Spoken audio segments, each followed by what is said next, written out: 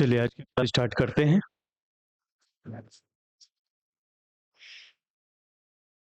आवाज आ आज की क्लास हम स्टार्ट करते हैं।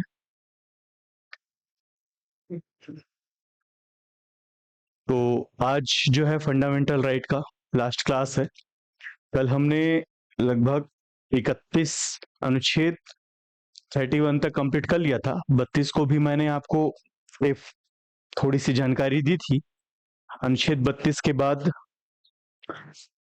33, 34, 35 अनुच्छेद छोटे हैं। हाँ, तो उसके हिसाब से आज फंडामेंटल राइट का लास्ट क्लास है, तो आज हम पढ़ेंगे। उससे पहले जो जो महत्वपूर्ण चीजें कल मैंने बोला था कि कल हम इस पर चर्चा करेंगे, वो चीज अभी हम पढ़ने वाले हैं। तो आप लोग जल्दी से जुड़ जाइए, फिर स्टार्ट करेंगे।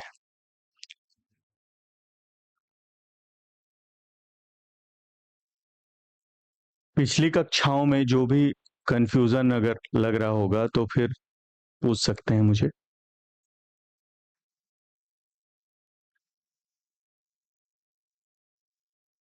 जो लोग ऑनलाइन प्लेटफॉर्म में हैं, उनको कोई कंफ्यूजन है नोट्स बनाने में या किसी भी प्रकार का कोई?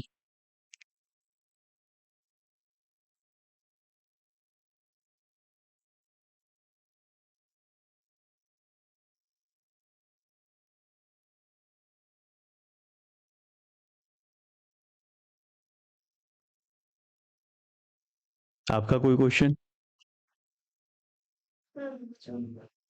बाल श्रम। बाल श्रम का मतलब सीधे बाल श्रमिक से है। ऐसे बच्चे जिनका उम्र 14 वर्ष से कम है, ठीक है, और उनको किसी भी प्रकार के नियोजन में सम्मिलित किया जाता है तो वो बाल श्रम के अंतर्गत आता है। बाल श्रम के अंतर्गत जो अधिनियम बने हैं उसमें लगातार संशोधन हो रहे हैं। उन संशोधनों के हिसाब से कुछ ऐसे क्षेत्र हैं जिनको ऐसे ऐसे बाल श्रमिकों के लिए संरक्षित किया गया है जहां पर वो स्पेशल कंडीशन के अंतर्गत श्रम कर सकते हैं।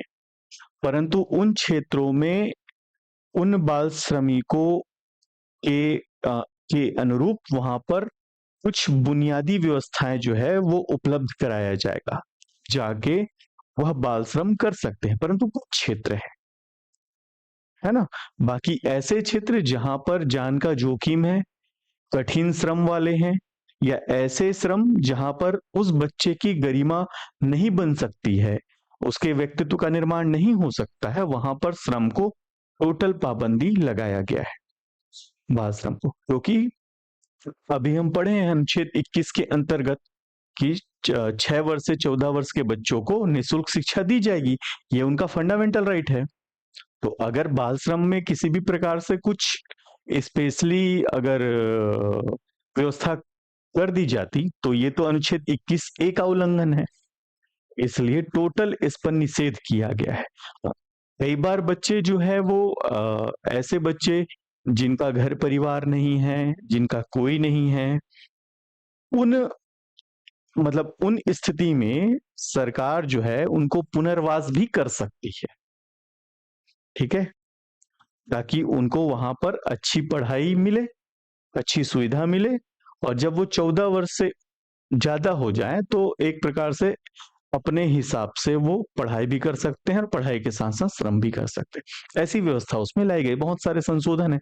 अब ये क्या है, पर्टिकुलर हम इस पर अलग से डिफाइन करेंगे तो सही नहीं होगा, क्योंकि ये अलग से अधिनियम है, ठीक है, और स्लाइड में तो वो सारी चीजें दी गई है। चलिए, कल बचा था अनुच्छेद 25 के अंतर्गत हमने बार बार अंतःकरण धर्म को स्वीकार करने की स्वतंत्रता जो है पढ़ी थी। क्यों ये शामिल किया गया? तो याद रखेंगे, प्रस्तावना में 42वां संविधान संशोधन 1976 के अंतर्गत कुछ प्रस्तावना में संशोधन किया गया, जिसमें एक वर्ड जोड़ा गया। अभी हम पढ़ेंगे प्रस्तावना, है, उसमें वर्ड जोड़ा गया पंथ निरपेक्ष, ठीक है। पंथ निरपेक्ष एक ऐसा वर्ड है कि उसका जो मीनिंग है, मतलब इंग्लिश का अगर हम ट्रांसलेशन करें तो स्पेशल उसका कोई ट्रांसलेशन नहीं मिल रहा है, परंतु उससे मिलता जुलता एक और वर्ड है सेकुलर। सेकुलर। तो हमने उस पंथ को धर्मनिरपेक्षता के तौर पर हमने उसको रख दिया। चूंकि भारत कभी भी धर्मनिरपेक्ष नहीं हो सकता है। क्यों नहीं हो सकता है? मतलब ऐसे तो धर्मनिरपेक्षता है, क्योंकि आप धर्म की परिभाषा सिर्फ हिंदू धर्म, मुस्लिम धर्म, क्रिश्चियन धर्म इससे जोड़े, परंतु हमारा जो भारतीय संविधान है वो धर्म किस चीज को बोल रहा है? जैसे संस्कृत में एक वर्ड है भारती इति धर्मम, अर्थात जो धारण किया जाता है वही धर्म है। तो क्या धारण किया जाता है? जीवन जीने की कला। जीवन जीने की जितनी अच्छी कला होगी जिससे हमारा जीवन बहुत सरल हो जाए, वही क्या है? धर्म है। और एक चीज और इसमें महत्वपूर्ण होता है कि जीवन ऐसा जिया जाए जिससे दूसरों को तकलीफ ना हो। दूसरों को तकलीफ का मतलब ये है कि जीव जंतु और जो भी प्रकृति के मतलब प्रकृति से जुड़ा हुआ कोई भी चीज हो, उनको किसी भी प्रकार से उनको तकलीफ ना हो। और जब हम प्रकृति का भी दोहन, मतलब उनका उपयोग कर रहे हैं, उसका उपभोग कर रहे हैं, तो वो दोहन जैसी स्थिति ना हो। तो एक प्रकार से बहुत बेहतर और बहुत श्रेष्ठ परिभाषा है हमारे दर्शन में धर्म का। ठीक है, बट हम क्या करते हैं, स्पेशल एक रिलीजन को ऐड कर देते हैं, भाई यही धर्म हिंदू धर्म, ऐसा नहीं है। ठीक है, और इसलिए थोड़ा सा यहाँ पर टेक्निकल वर्ड में काफी ज्यादा दिक्कत है, क्योंकि ये प्रचलन हो गया है, इसलिए अब हम उसको धर्मनिरपेक्षता के तौर पर ही हम पढ़ेंगे। बट ये एक्चुअल जो है वो पंथ निरपेक्ष है। चूंकि भारत में अनेक पंथ हैं, पंथ का मतलब क्या होता है?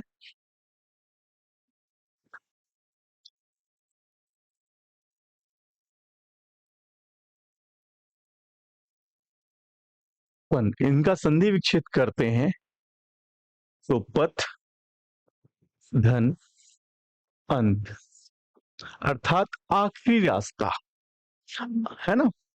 पथ का अर्थ रास्ता, अंत मतलब अंतिम। आखिरी रास्ता या अंतिम रास्ता, क्या होता है अंतिम रास्ता? तो मानव जीवन का जो अंतिम रास्ता है वो है शांति। तो शांति प्राप्त करने के बहुत सारे मार्ग हैं। उन मार्गों में निरपेक्षता बनाए रखना, क्योंकि ईश्वर की ही प्राप्ति है मेन। ईश्वर प्राप्त होगा उसी को शांति प्राप्त बोलते हैं। ईश्वर प्राप्ति के अंतर्गत जितने भी मार्ग हैं उस पर राज्य जो है पूर्ण तौर पर निरपेक्ष होगी। ठीक है, परंतु धर्म में निरपेक्षता तो नहीं है, क्योंकि धर्म तो मानवता से जुड़ा हुआ मामला है, उसमें कैसे निरपेक्ष हो सकता है? फिर भी प्रचलन हो चुका है, इसलिए हम इसको क्या पढ़ेंगे? धर्मनिरपेक्षता पढ़ेंगे।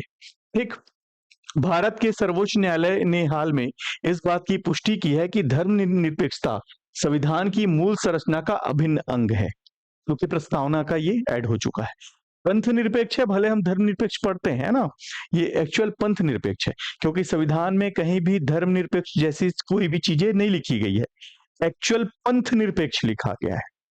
ठीक है, यह पुष्टि प्रस्तावना में समाजवादी और धर्मनिरपेक्ष शब्दों को शामिल करने को लेकर चल रही बहसों के बीच आया है। विशेष रूप से 1976 में आपातकाल के दौरान लागू किए गए 42वें संविधान संशोधन के परिणाम का स्वरूप है। मैंने आपको बताया प्रस्तावना एक जो प्रेम्बल है, उद्देशिका, जो आगे जाकर प्रस्तावना बनता है, अर्थात हमारा संविधान कैसा होगा, हमारे संविधान का स्वरूप कैसा होगा, संविधान किस उद्देश्यों की पूर्ति के साथ बनेगा, ये सारी चीजें प्रस्तावना में दिया गया है। तो प्रस्तावना में एक ही बार संशोधन हुआ है, वो है 42वां संविधान संशोधन 1976, और उसके अंतर्गत ये समाजवादी और धर्मनिरपेक्षता जैसे शब्दों को ऐड किया गया है, जोड़ा गया है।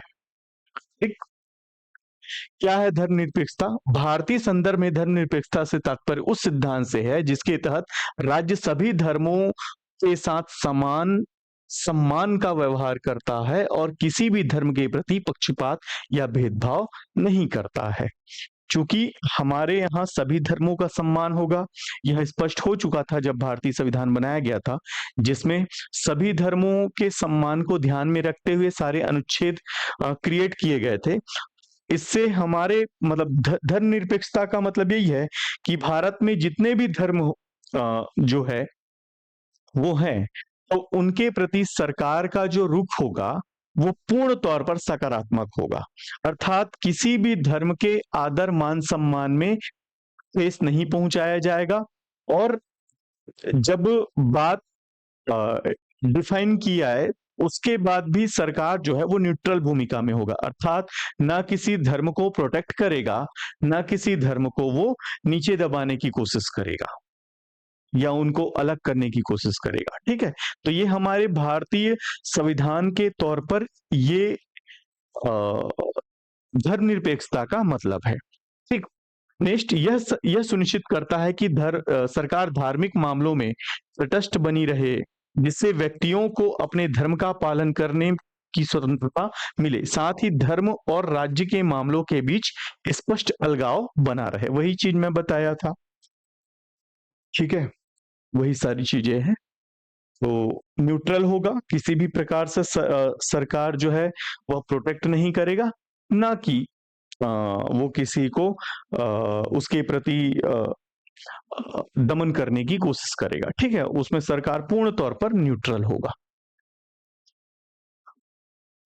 धर्मनिरपेक्षता का सार: सभी धर्मों के प्रति सम्मान, राज्य की धार्मिक मामलों में तटस्थता, धर्म पालन करने की स्वतंत्रता की गारंटी, धर्म और राज्य के बीच स्पष्ट अलगाव। ये है, ये क्वेश्चन आता है मेंस में। ठीक है, धर्म निरपेक्षता का सार है, बेस क्या है? सही बात है, यही बेस होगा कि हम सभी धर्मों के प्रति हमारा सम्मान होगा। दूसरा, राज्य के धार्मिक मामलों में सरकार पूर्ण तौर पर तटस्थ होगा। ठीक, तीसरा, धर्म पालन करने की स्वतंत्रता की गारंटी देगा, जो अनुच्छेद 25 देता है। और धर्म और राज्य के बीच स्पष्ट का अंतर दिखना चाहिए, क्योंकि ऐसा माना जाता है, प्रशासन जब हम पढ़ते हैं तो राज्य का कोई भी धर्म नहीं होता, एक ही धर्म है जिसका वो पालन करता है, वो है संविधान। संविधान के हिसाब से राज्य जो है वो अपनी प्रक्रिया पूर्ण करता है। ठीक है, तो संविधान में जो चीजें लिखी गई है वह राज्य के लिए अंतिम अक्षर है, उसके बाद और कुछ नहीं है, ना उसके पहले है ना उसके बाद है। तो ये है धर्मनिरपेक्षता। संवैधानिक ढांचा की बात करें तो ये कैसे शामिल किया गया, तो मूल संरचना सिद्धांत ऐतिहासिक केशवानंद भारती मामले में 1973 में स्थापित सिद्धांत यह दावा करती है कि धर्मनिरपेक्षता सहित संविधान की मूलभूत विशेषताओं को संसद द्वारा किसी भी संशोधन के माध्यम से बदला या नष्ट नहीं किया जा सकता। संविधान का प्रस्तावना मूल रूप से प्रस्तावना में भारत को एक संप्रभु लोकतांत्रिक गणराज्य के रूप में वर्णित करता है। मतलब बोलने का मतलब ये है कि भारत सरकार वर्सेस केशवानंद भारती विवाद हुआ, उस विवाद में ये फैसला हुआ, मतलब उसमें कहा गया था केरल में कुछ ऐसे मामले चल रहे थे जिसके अंतर्गत जो वहां बहुसंख्यक वर्ग है, उस बहुसंख्यक वर्ग के प्रति मतलब के लोगों को धर्मांतरित किया जा रहा था।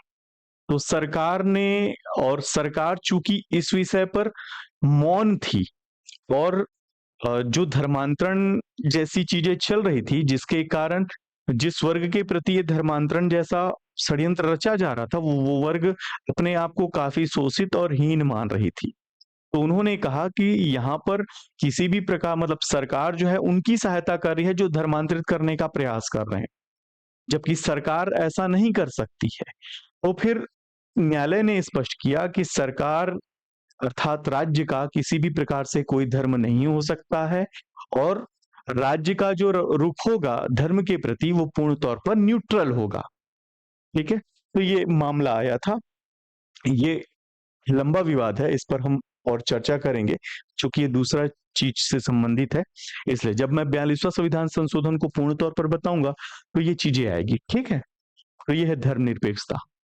नेक्स्ट है छत्तीसगढ़ धर्म स्वातंत्र्य विधेयक 2026 क्या है, इस पर देख लेते हैं। छत्तीसगढ़ विधायिका ने छत्तीसगढ़ धर्म स्वतंत्र विधेयक 2026 पारित किया, जिसमें अवैध धर्मांतरण के विरुद्ध कड़े प्रावधान किए गए, जिनमें सामूहिक धर्मांतरण के लिए आजीवन कारावास तक की सजा शामिल की गई है। ठीक है, बहुत कड़े कर दिए गए।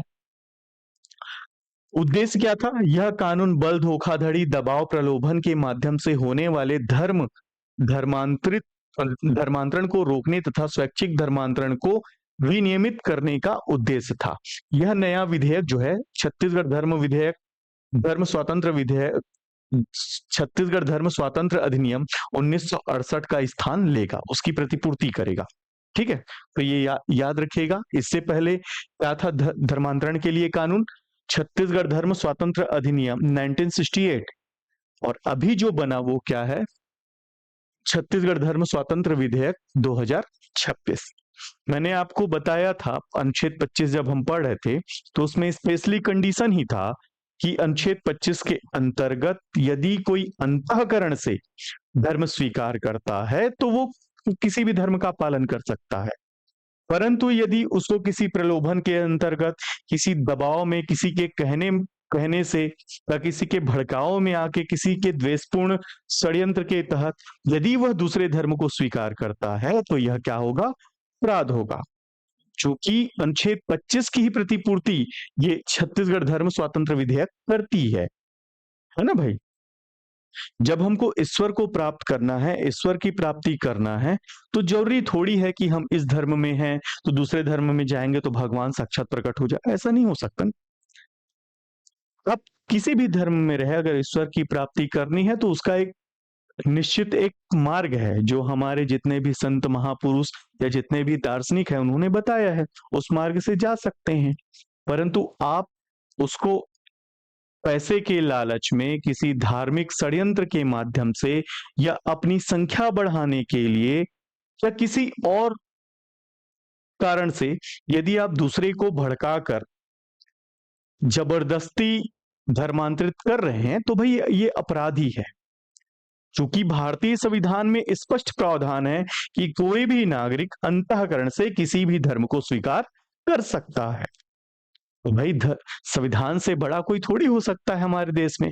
क्योंकि हमारे देश में संविधान की सर्वोच्चता है, इसलिए हर हाल में संविधान के जितने भी अनुच्छेद है उसका पालन करना वो राज्य का कर्तव्य है। उसी की प्रतिपूर्ति ये कर रहा है। क्या दंड है? तो याद रखेंगे, कानून सामूहिक धर्मांतरण के लिए 10 वर्ष से लेकर आजीवन कारावास की सजा है। ठीक, और न्यूनतम 25 लाख के जुर्माने का भी प्रावधान किया गया है। यदि पीड़ित नाबालिग महिला, मानसिक रूप से अस्वस्थ व्यक्ति, साथ ही एसटी, एससी, ओबीसी समुदाय से संबंधित हो तो दंड 10 से 20 वर्ष के कारावास के साथ न्यूनतम 10 लाख के जुर्माने तक का निर्धारण किया गया है। अवैध धर्मांतरण के पीड़ितों को 10 लाख तक का मुआवजा भी दिया जा सकता है। तो ये बहुत कठोर दंड है कि अगर सामूहिक तौर पर का मतलब जैसे ये होता है कि एक प्रकार से किसी के घर में एक सभा बुला ली जाती है और उस सभा में कोई ऐसा व्यक्ति आता है जो उनके मूल धर्म के प्रति उसके मूल धर्म के प्रति उनकी बुराई करता है, उनको बताता है कि उनके मूल धर्म में क्या क्या कमियां हैं, और वह बताता है कि अभी अगर आप इस धर्म में धर्मांतरित हो जाते हैं तो आपको ये सुविधाएं मिलेंगी, ये ऐसा ट्रीटमेंट मिलेगा, मतलब अच्छी बातें बताता है और कुछ भी, तो वह अपराध की श्रेणी में आएगा। और इस पर तो स्पष्ट प्रावधान है कि जुर्माना बहुत बड़ा है, 25 लाख का न्यूनतम प्रावधान किया गया है जुर्माने का। साथ ही यदि ऐसे वर्ग के साथ धर्मांतरित जैसे कार्य कृत्य किए जाते हैं, चाहे वो एसटी हो, एससी हो, ओबीसी, महिलाएं और मानसिक रूप से अस्वस्थ व्यक्ति, उनके साथ यदि ये धर्मांतरण जैसे गतिविधियां सामूहिक तौर पर की जाती है तो स्पेशली उनके लिए 10 से 20 वर्ष तक का कठोर कारावास है, और साथ ही 10 लाख का जुर्माना भी है, और जो पीड़ित वर्ग होंगे उनको 10 लाख रुपए तक का मुआवजा भी दिया जा सकता है। ठीक है, बहुत कड़ा वो है। अपराध की प्रकृति क्या होगी? तो याद रखेंगे, इस कानून के तहत अपराध संज्ञेय और गैर जमानती होगा। गैर जमानती का मतलब यह है कि उस पर किसी भी प्रकार से अग्रिम जमानत जैसी चीजें नहीं होगी। जैसे इससे मैं पहले पढ़ाया था आपको एट्रोसिटी एक्ट, वैसे ही तौर, वो तो बहुत कड़ा कानून है, बट उससे उससे मिलता जुलता है, उतना नहीं है, बाकी उससे मिलता जुलता है। और संज्ञेय है, संज्ञेय मतलब एक प्रकार से उसका सबूत और स्पष्ट तौर पर उसकी जानकारी मिलनी चाहिए, ऐसे नहीं कि किसी के बोलने से हो जाएगा, नहीं। ठीक है। संदिग्ध अवैध धर्मांतरण मामलों में तुरंत कार्रवाई की जाएगी। ठीक है। नेक्स्ट है घोषणा। क्या है? धर्म परिवर्तन करने की इच्छा रखने वाले व्यक्तियों को सक्षम प्राधिकारी, मैं बताया था धर्मांतरण करना है तो उसका एक प्रोसीजर है। अगर किसी को लगता है कि नहीं, मेरे को अपना मूल धर्म मेरे को अच्छा नहीं लग रहा है और मेरे को दूसरे धर्म में जाना, तो जा सकता है, उसका प्रोसीजर है। तो जिला मजिस्ट्रेट या उनके अधिकृत अतिरिक्त जिला मजिस्ट्रेट के स्तर का होना चाहिए, उससे नीचे नहीं होना चाहिए। वहां वो अपना घोषणा पत्र प्रस्तुत कर सकता है एफिडेविट के माध्यम से। ठीक है। वहां वह अपने धर्म को मतलब अपने धर्म को त्याग कर दूसरे धर्म में वो आ सकता है। इसके बाद अधिकारी सत्यापन कर सकते हैं और आपत्ति आमंत्रित कर सकते हैं, न्यूज़पेपर में छपेगा, जिसको आपत्ति है वो अपना आपत्ति जो है वो ला सकता है। विवाह से संबंधित केवल विवाह के उद्देश्य से किया गया धर्म धर्म परिवर्तन तक अवैध माना जाएगा, जब तक निर्धारित कानून प्रक्रिया और घोषणाओं का पालन ना किया जाए। मैंने आपको बताया था जितने भी दीवानी मामले हैं उन सभी मामलों के अंतर्गत सभी धर्मों का अलग अलग कानून है। जैसे हिंदुओं का जो विवाह होता है वो हिंदू मैरिज एक्ट के अंतर्गत ही होता है। ठीक है। मुसलमानों का शरीयत कानून 1937 के अंतर्गत, तो सबका अलग अलग है। तो यदि विवाह होता है, जब आप रजिस्ट्रेशन करवाते हैं तो उसमें स्पष्ट देखा जाता है कि आप किस धर्म से बिलोंग करते हैं। यदि वर और वधु दोनों एक ही धर्म से हैं तो उसी धर्म के कोड बिल से ही उनका विवाह होगा। और यदि कोई लड़का यदि मान लेते हैं वो हिंदू है और लड़की किसी दूसरे धर्म की है, तो सबसे पहले उस लड़की को उस धर्म में शामिल होना पड़ेगा। ठीक है। उसका प्रोसीजर है, जब वो शामिल हो जाएगा, उसका एक निश्चित प्रोसीजर फॉलो हो जाएगा, तब जाके उनका विवाह हो सकता है, वैलिड माना जाएगा। ठीक है। और कोई हिंदू ना किसी मुस्लिम के साथ विवाह कर सकती है ऐसे नॉर्मल, ना कोई ईसाई किसी सिख के साथ विवाह कर सकते हैं, कोई ऐसा नहीं है। हाँ, हाँ, उसका एक प्रोसीजर है। और आप लोकल कहीं जाके धर्म नहीं अपना सकते हैं, उसको आपको बराबर कलेक्ट्रेट लेवल का जो अधिकारी होगा, जिला मजिस्ट्रेट लेवल का अधिकारी होगा, वहां जाके आपको धर्मांतरण की प्रक्रिया करनी होगी, तभी आपको वैलिड माना जाएगा, नहीं तो नहीं, वह शादी अवैध होगा। क्योंकि शरीयत कानून में स्पेशली वर्ण सब में है, जिसमें कोई मुस्लिम गैर मुसलमान से शादी कर ही नहीं सकता है, नियम ही है। तो जब तक दोनों एक धर्म के नहीं हो जाएंगे तब तक वो हो ही नहीं सकता।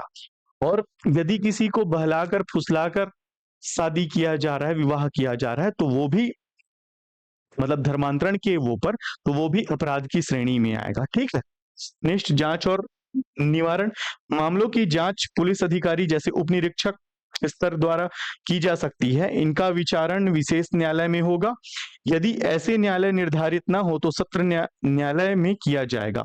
आरोप पत्र दाखिल होने के 6 महीने के भीतर सुनवाई पूरी कर ली जाएगी। अर्थात चालान प्रस्तुत होने के 6 महीने के भीतर, जिस दिन चालान प्रस्तुत होगा तो 6 महीने के भीतर उसकी कार्रवाई पूरी कर ली जाएगी। तो ये बहुत कड़ा कानून जो है वह बनाया गया है, जो छत्तीसगढ़ के सभी नागरिकों को स्वतंत्रता से किसी धर्म को पालन करने की छूट जो है वो देता है। ठीक। इसमें कोई कंफ्यूजन है? हाँ, मॉर्निंग मॉर्निंग, कोई कंफ्यूजन है तो बताइए जल्दी, आप लोग भी बताइए।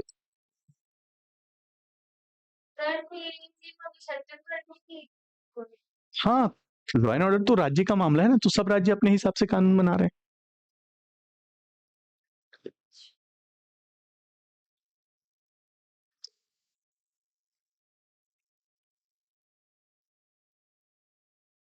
यूपी में भी ऐसा ही कानून है, धर्मांतरण बहुत, वहां भी बहुत कड़ा कानून है, बहुत सारे राज्य में। ठीक है। और चूंकि ये बहुत हाईलाइटेड है, मेंस का एकदम बेस्ट टॉपिक है, ये आएगा ही ये।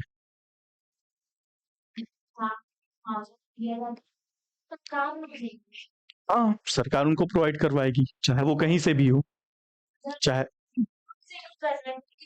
हम्म। हाँ, गुमराह हो गया है वो, उसको पता ही नहीं है कि धर्मांतरण किया जा रहा है। उस स्थिति में जो पीड़ित वर्ग है उसको 10 लाख तक का मुआवजा मिल सकता है। वो या केस होगा तो ये तो संज्ञेय है ना। अगर पता चल रहा है तो फिर आप एफआईआर करे ना करे, एफआईआर होगा, संज्ञेय है ना ये।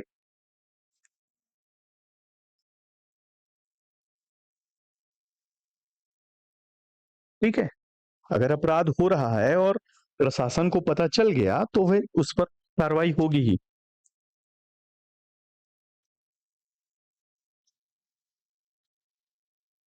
हम्म। हाँ, नियम कड़े हैं, नियम पहले भी कड़े थे, बट अप्लाई करना थोड़ा सा वो था, बाकी अब बहुत ठीक कर दिया गया है इसको। चलिए, अनुच्छेद 32 मोस्ट इंपॉर्टेंट, संवैधानिक उपचारों का अधिकार। डॉक्टर भीमराव अंबेडकर के अनुसार संविधान की आत्मा अनुच्छेद 32 को कही गई है। ठीक है, जिसको इसलिए संविधान की आत्मा कहा गया है क्योंकि ये ऐसा अनुच्छेद है जिसके अंतर्गत मौलिक अधिकारों की रक्षा होती है, मौलिक अधिकारों का संरक्षण होता है और मौलिक अधिकार से संबंधित एक प्रकार से अभिरक्षा की स्पष्टता भी होती है कि अगर किसी नागरिकों के साथ किसी भी संदर्भ में उनके मौलिक अधिकार का हनन या अतिक्रमण का प्रयास भी किया जा रहा है तो अनुच्छेद 32 एक ऐसा अनुच्छेद है जिसके अंतर्गत आपके मौलिक अधिकारों का संरक्षण किया जाएगा और संरक्षक की भूमिका में कौन होंगे? न्यायालय। ठीक है, अनुच्छेद 32 के अंतर्गत सुप्रीम कोर्ट को वह अधिकार है और 226 226 के अंतर्गत हाई कोर्ट को अधिकार है। क्या है अनुच्छेद 32? तो संवैधानिक उपचारों का अधिकार है, जिसमें अनुच्छेद 32 एक में है मूल अधिकारों का प्रवर्तन। इसमें कहा गया है यदि किसी नागरिक के मौलिक अधिकारों का उल्लंघन होता है तो वह सीधे सर्वोच्च न्यायालय के शरण में जा सकता है। ठीक है, सीधे जा सकता है, उनको प्रोसीजर फॉलो नहीं करना पड़ेगा। ठीक, 32 के अंतर 32(2) में कहा गया है कि रिट जारी करने की शक्ति सर्वोच्च न्यायालय मौलिक अधिकारों को लागू करने के लिए 5 प्रकार का रिट निर्देश या आदेश जो है जारी करता है। ठीक, अनुच्छेद 32(3) में कहा गया संसद की शक्ति, संसद कानून बनाकर सर्वोच्च न्यायालय की शक्तियों को प्रभावित किए बिना किसी अन्य न्यायालय को भी रिट जारी करने का अधिकार दे सकता है। तो संसद को यह शक्ति है कि वो रिट जारी करने के लिए स्पेशल कोड बना ले, है ना, जो सिर्फ मौलिक अधिकारों के हनन पर वो कार्य करे, परंतु अभी तक तो नहीं किया गया है, सुप्रीम कोर्ट ही देखता है। नेक्स्ट निलंबन 32(4) जिसमें कहा गया है संविधान में उल्लेखित विशेष प्रावधान जैसे आपातकाल को छोड़कर अन्य जितने हैं वो निलंबित नहीं हो सकते हैं। मतलब एक चीज याद रखिएगा, अनुच्छेद भारतीय संविधान के अंतर्गत जितने मौलिक अधिकार हैं उन मौलिक अधिकारों में यदि कोई आपातकाल जैसी हो स्थिति हो गई हो, इमरजेंसी जैसी स्थिति हो गई हो, तो उस स्थिति में मौलिक अधिकारों का अतिक्रमण किया जा सकता है। परंतु दो ऐसे अनुच्छेद हैं, अनुच्छेद 20 और अनुच्छेद 21, ये ऐसे मौलिक अधिकार हैं जिसका किसी भी परिस्थिति में उसका निलंबन नहीं किया जा सकता है। समझ में आया? तो वो सारी चीजें बताई गई है। क्लियर है?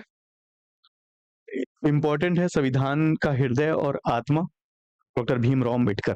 ठीक है, चलिए कौन कौन से रिट जारी होते हैं उस पर हम आते हैं। रिट मतलब नोटिस है ना, नोटिस, नोटिस एक प्रकार से समन। चलिए, सबसे पहला रिट है बंदी प्रत्यक्षीकरण, हैबियस कॉर्पस, ये लैटिन भाषा में है। ठीक, इसका अर्थ होता है सशरीर प्रस्तुत करना। बताऊंगा, पहले आपको पहले रीड पहले याद कर लेते हैं, 5 रीड पहले याद कर लेते हैं। सबसे पहले बंदी प्रत्यक्षीकरण, दूसरा परमादेश, तीसरा प्रतिषेध, चौथा उत्प्रेषण और पांचवा है अधिकार प्रेक्षण। हमको इंग्लिश में भी याद करना पड़ेगा, क्योंकि सीजीपीएससी में इंग्लिश को मतलब ये जो रीट है ना वो इंग्लिश में पूछा जा रहा है। ठीक है। बंदी प्रत्यक्षीकरण, हेबियस कॉर्पस, धर्मादेश, मैंडमस, प्रतिषेध, प्रोहिबिशन, प्रेषण, सर्टरी और अधिकार प्रेक्षा, कोवरेंटो। ठीक है, आपको दोनों याद करना पड़ेगा। आया हुआ क्वेश्चन है और ये बहुत फेवरेट क्वेश्चन है आपके सीजीपीएससी और अभी जो भी परीक्षाएं की संस्थाएं बन रही है, चाहे वो एसएससी हो चाहे यूपीएससी, बहुत फेवरेट क्वेश्चन है। सीधे आता है, सुमिलित कीजिए करके आ जाएगा या सीधे पूछा जाता है। ठीक है, तो सबसे पहला रिट बंदी प्रत्यक्षीकरण, हैबियस कॉर्पस, परमादेश, मैंडमस, प्रतिषेध, प्रोहिबिशन, उत्प्रेषण, सर्टरी और अधिकार प्रेक्षा, कोवरेंटो। इंपॉर्टेंट है, 5 रिट इंपॉर्टेंट। ठीक, हाँ, क्या है बंदी प्रत्यक्षीकरण पहले समझते हैं। ये ऐसा रिट है जिसका अर्थ होता है क्या, सशरीर प्रस्तुत करे। कब होता है बताई देता हूं, एक्सप्लेन कर देता हूं तो चीजें समझ में आएगी।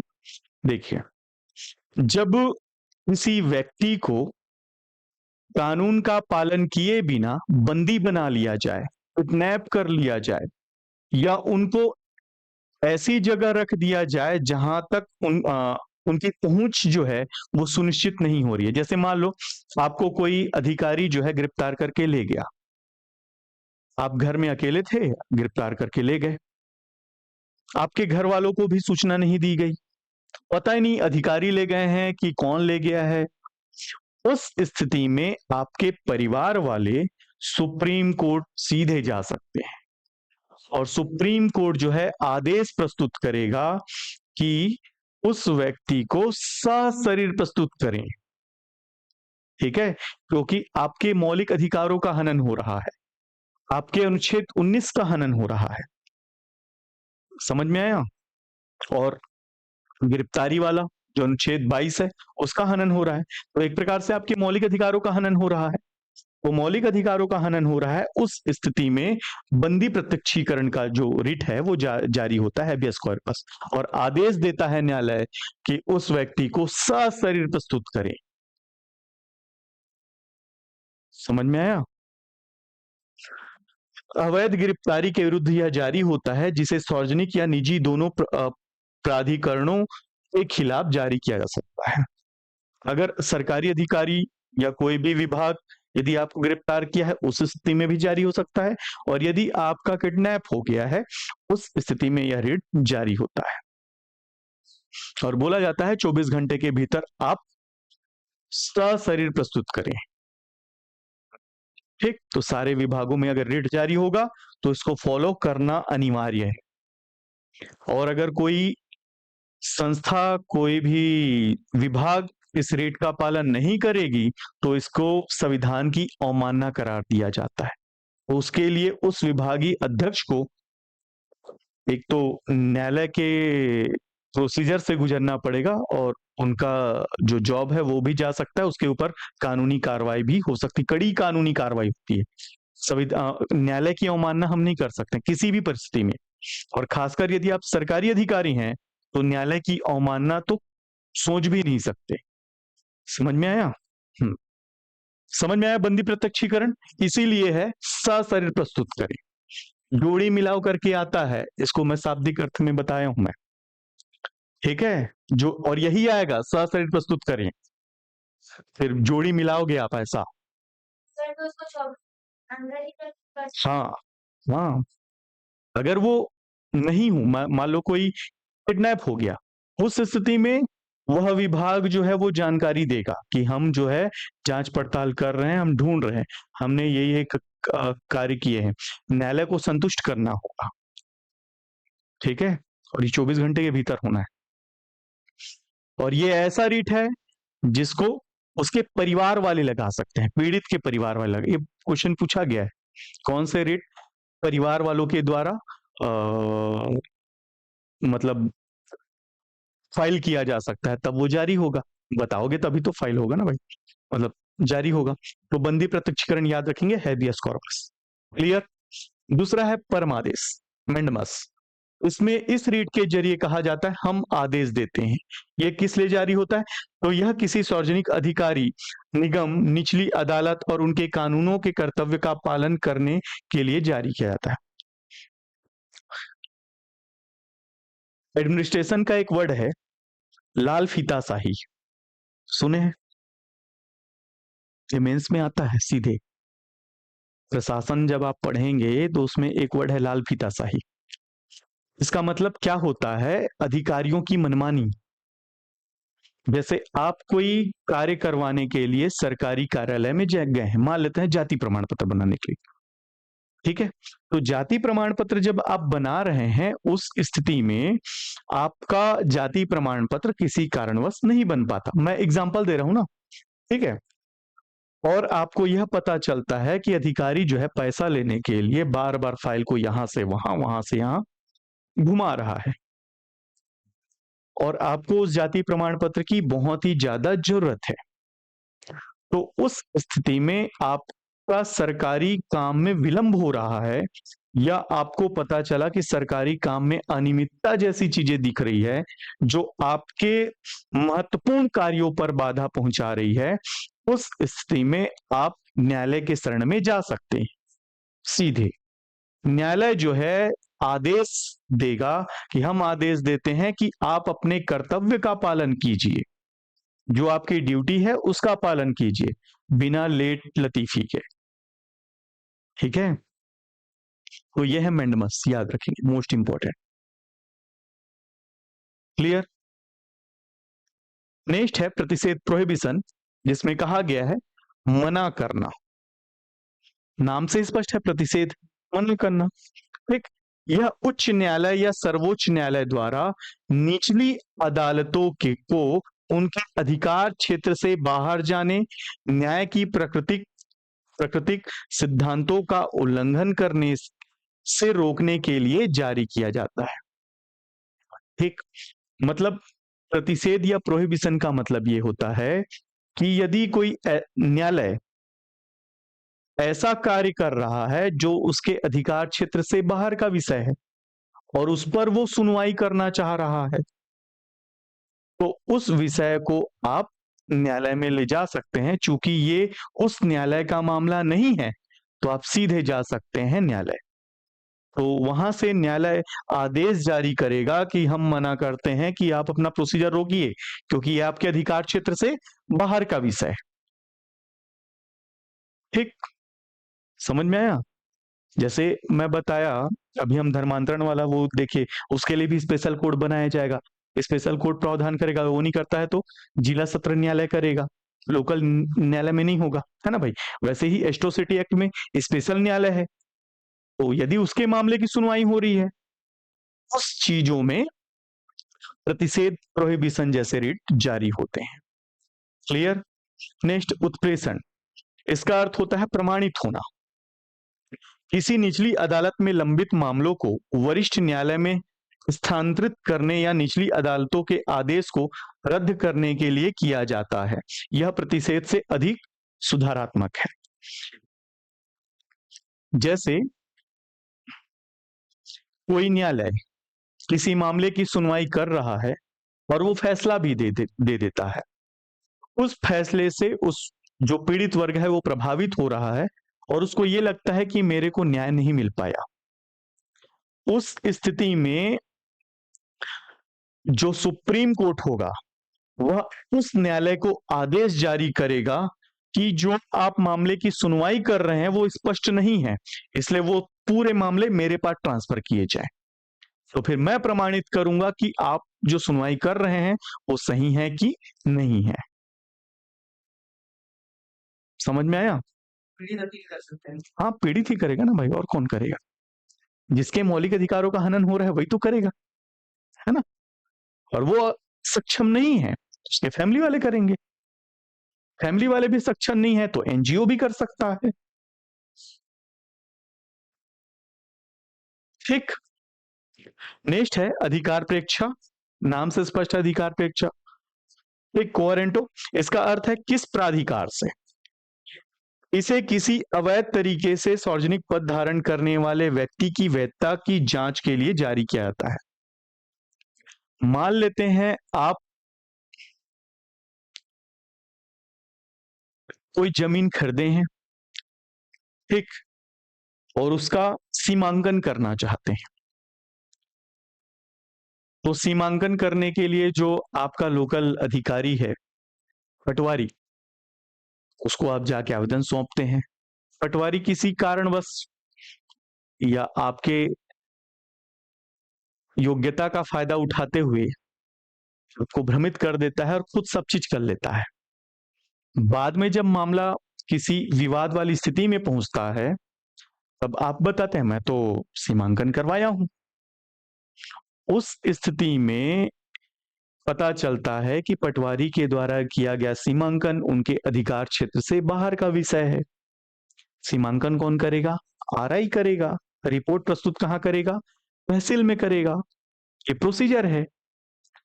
चूंकि आपका जमीन अब विवादित हो चुका है, उसका फायदा कोई दूसरा उठाया और वो लाभ ले लिया। उस स्थिति में आप जो है न्यायालय के शरण में जा सकते हैं और बता सकते हैं कि मेरे साथ ये जो है गलत हुआ है। तो न्यायालय जो है वो रिट जारी करेगा उस अधिकारी के खिलाफ कि आप किस अधिकार से ये कृत्य किए हैं। समझ में आया? क्योंकि सभी अधिकारियों की जब नियुक्ति होती है तो नियमावली उनको स्पष्ट तौर पर बताई जाती है कि आप यही काम कर सकते हैं, इससे बाहर काम नहीं कर सकते हैं। क्लियर? तो ये है अधिकार परीक्षा। समझ में आया? 5 प्रकार का रीट है, बहुत इंपॉर्टेंट है, सीधे सीधे क्वेश्चन आता है। अगर आप इसको समझ गए होंगे तो जो भी शब्दावली आएगी, ऐसे तो यही शब्दावली अभी तक पूछी जा रही है। मान लो इसके शब्दों को किसी भी प्रकार से पूछा जाए, मान लो पूछ दिया जाए किस अधिकार से भी लिख दिया जाएगा, समझ में आ जाएगा ना अधिकार परीक्षा का है करके। हाँ हाँ, तो ये ऐसे क्वेश्चन आते हैं, सीधे आते हैं ना, और ये मेंस में भी काम आता है। बताओ कोई कंफ्यूजन है? फिर आगे बढ़ूंगा मैं। सर जैसे एग्जाम जैसे आप बताए एग्जाम का लिए बनवाएंगे। हाँ भाई, मौलिक अधिकारों का हनन मतलब छोटा मोटा चीज नहीं होगा। ठीक है, रिट जारी हो रहा है मतलब कड़ी कार्रवाई होगी अगर वो गलत हुआ तो। ठीक है, इसमें पूछा गया है संवैधानिक उपचारों के अधिकार में कौन कौन से रीट न्यायालयीन रीट है जो जुडिशियल सिस्टम से संबंधित है। तो याद रखेंगे दो, एक प्रतिषेध और दूसरा उत्प्रेषण। बाकी ये 3 जो रीट है वो कार्यालयीन रीट है, बंदे प्रत्यक्षीकरण, परमादेश और अधिकार परीक्षा। ठीक, आज कोई क्वेश्चन है आप लोग का?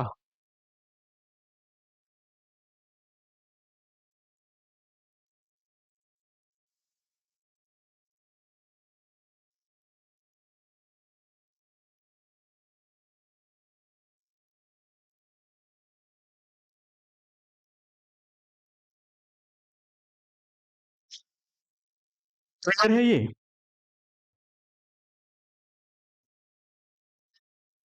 चल,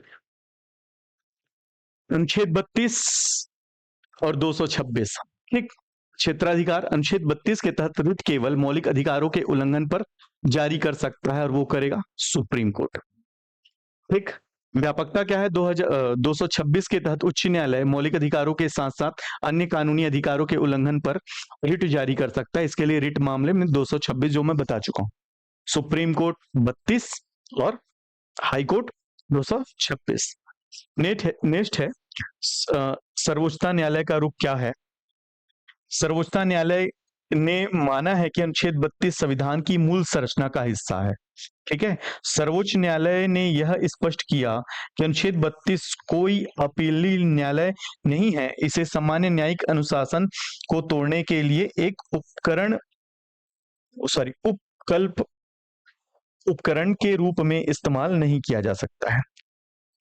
मतलब अनुच्छेद 32 जो है वो ऐसा अनुच्छेद है जिसके अंतर्गत यदि मौलिक अधिकारों का हनन हो रहा है तो उस पर एक प्रोसीजर फॉलो किया जाएगा। इस उद्देश्य के साथ रिट को जारी नहीं किया जाएगा, न जारी करवाया जाएगा कि सिस्टम को प्रभावित करना। ठीक है। बंदी प्रत्यक्षीकरण प्राइवेट में भी लागू होता है। हाँ, सभी जगह लागू होगा। ठीक है, सब जगह लागू होगा, क्योंकि जो व्यक्ति है, जो पीड़ित है, वो या तो बंदी बना लिया गया है, या तो किसी कारणवश वह अपने लोगों से मिल नहीं पा रहा है।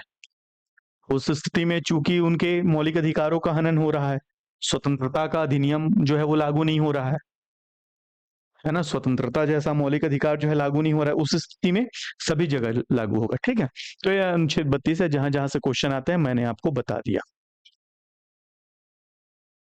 चलिए, नेक्स्ट है अंतिम 33, 34, 35। आपका पूरा मौलिक अधिकार कंप्लीट हो चुका है।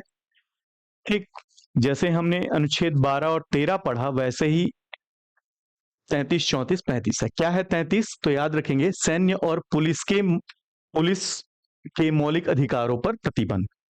सैन्य मतलब सैनिक, पुलिस तो जानते ही हैं, तो उनके मौलिक अधिकार पर रोक बताई गई है। क्यों रोक बताई गई है? यदि हम उनको मौलिक अधिकार दे दें, तो फिर वो जिसके लिए उनको नियुक्त किया गया है, जिसके लिए उनकी नियुक्ति हुई है, वो पूर्ण तौर पर बाधित होगी। मैंने आपको बताया संघ बनाने का अधिकार है ना, right to information, right to reject, right to choice, और निजता का अधिकार, privacy, right to privacy.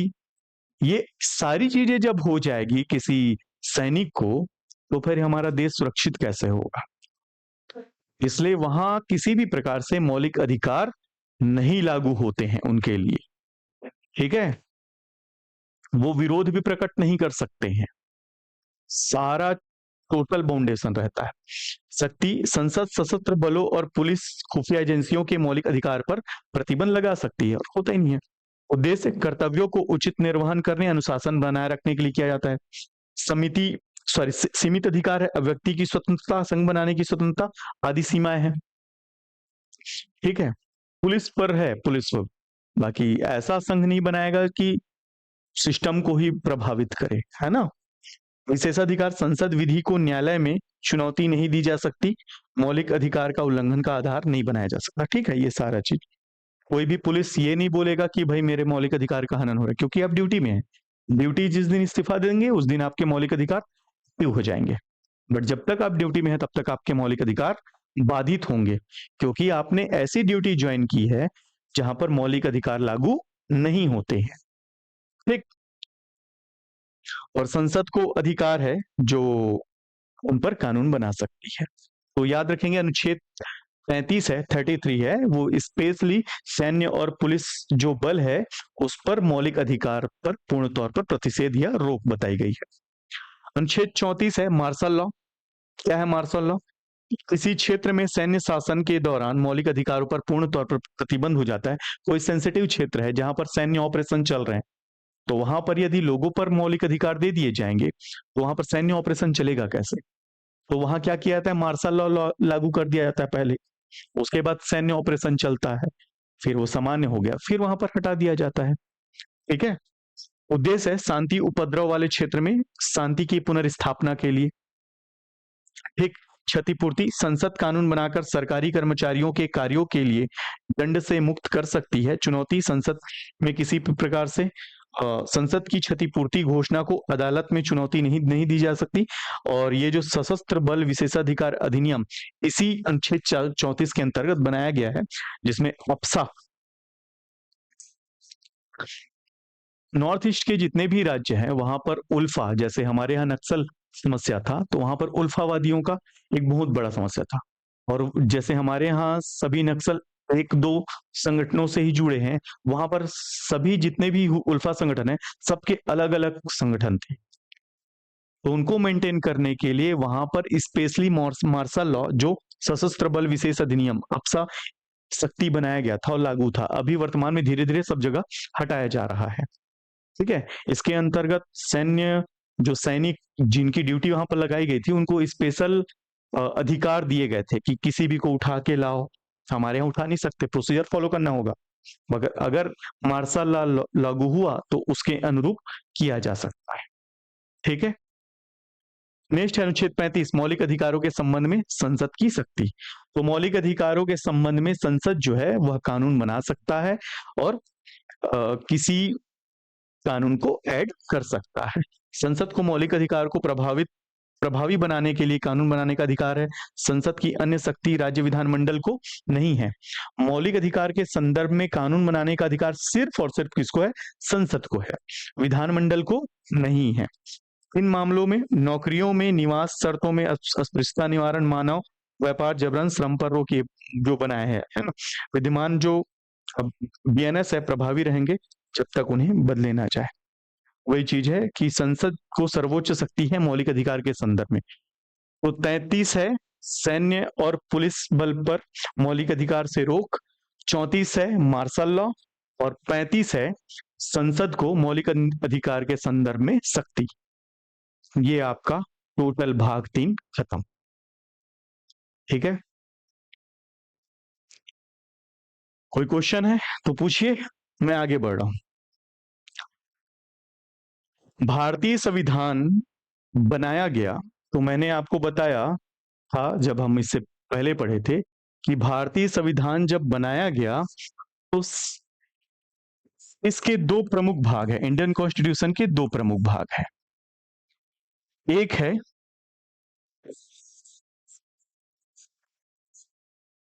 Bharat सरकार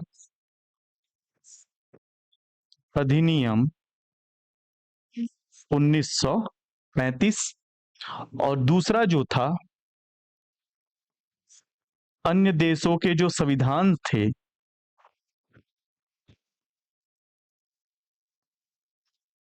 वहां से।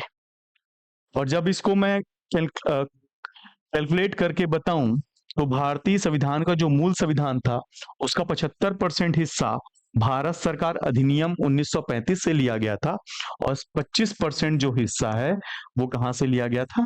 अन्य देशों से लिया गया था। क्लियर?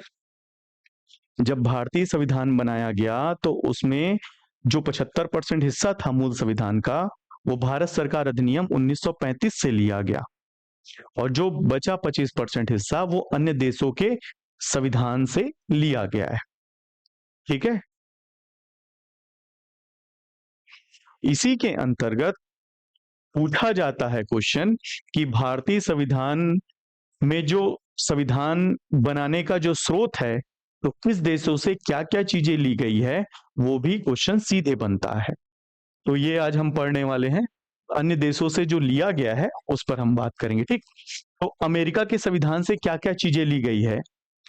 मौलिक अधिकार, न्यायिक पुनर्विलोकन, संविधान की सर्वोच्चता, राष्ट्रपति का पद, राष्ट्रपति को पद के हटाने की प्रक्रिया अर्थात महाभियोग, उपराष्ट्रपति का पद, प्रस्तावना, सरकार की संघीय संरचना, निर्वाचक मंडल, न्यायपालिका की स्वतंत्रता और सरकार की तीनों शाखाओं के बीच शक्तियों का पृथक्करण, राष्ट्रपति सशस्त्र बलों के सर्वोच्च कमांडर के रूप में कार्य करेंगे और कानून के तहत समान संरक्षण। ये सारी चीजें कहां से ली गई है? अमेरिका से ली गई है। याद होगा? हाँ, चलो कहानी सुनो फिर, मैं याद करवाता हूं।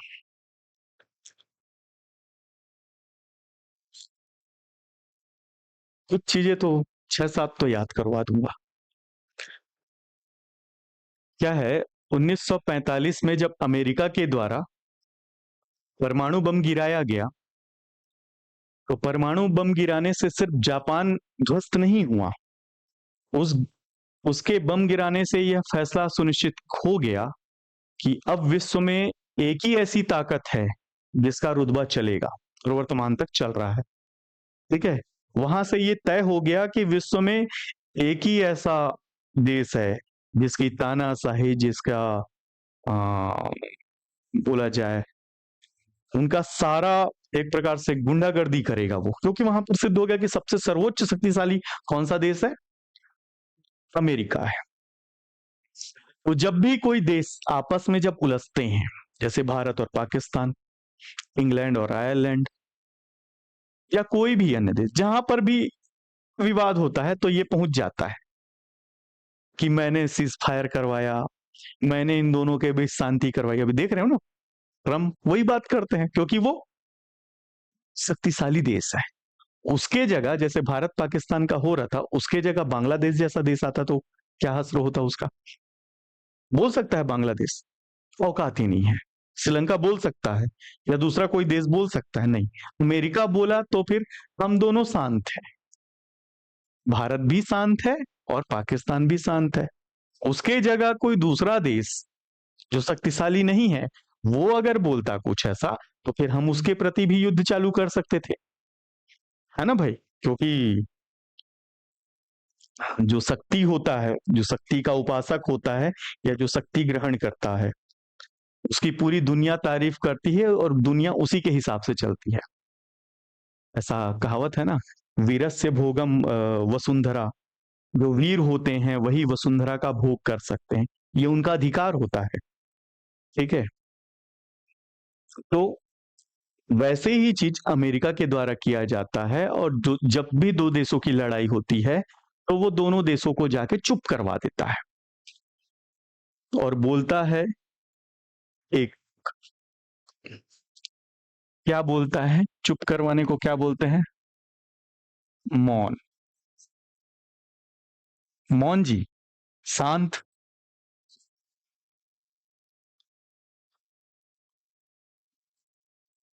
मौन से रहो। इसको मैं लिख सकता हूं, आपको याद करना है। मौन से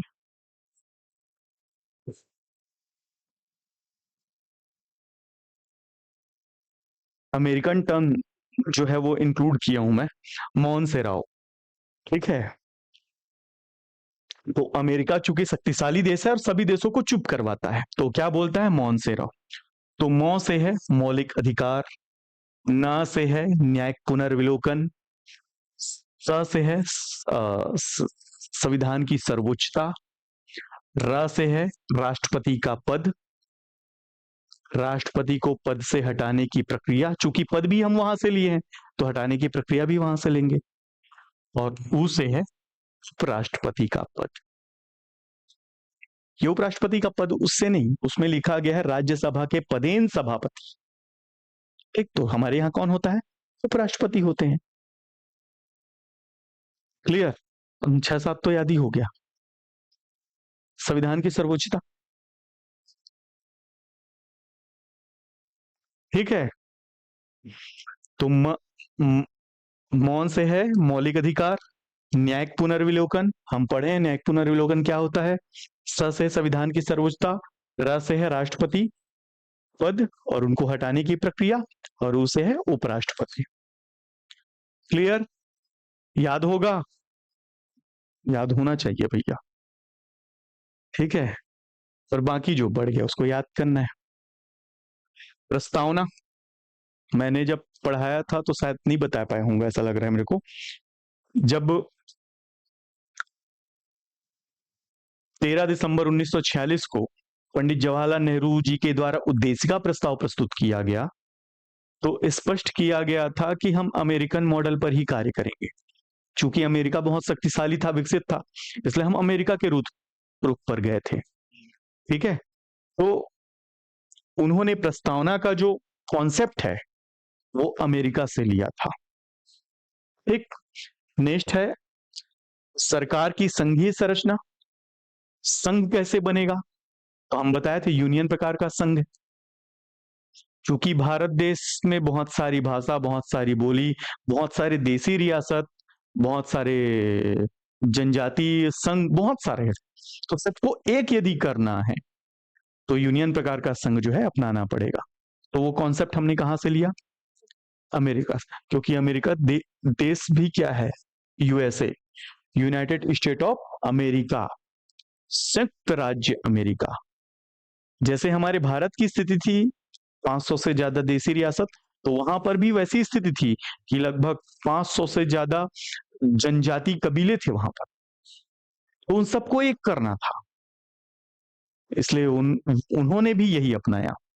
और मैं बताया था स्टार्टिंग में वो फेडरेशन थे, परंतु बाद में उनको लगा कि ये लोग अलग हो जाएंगे, तब वो यूएसए हुआ, संयुक्त राज्य अमेरिका।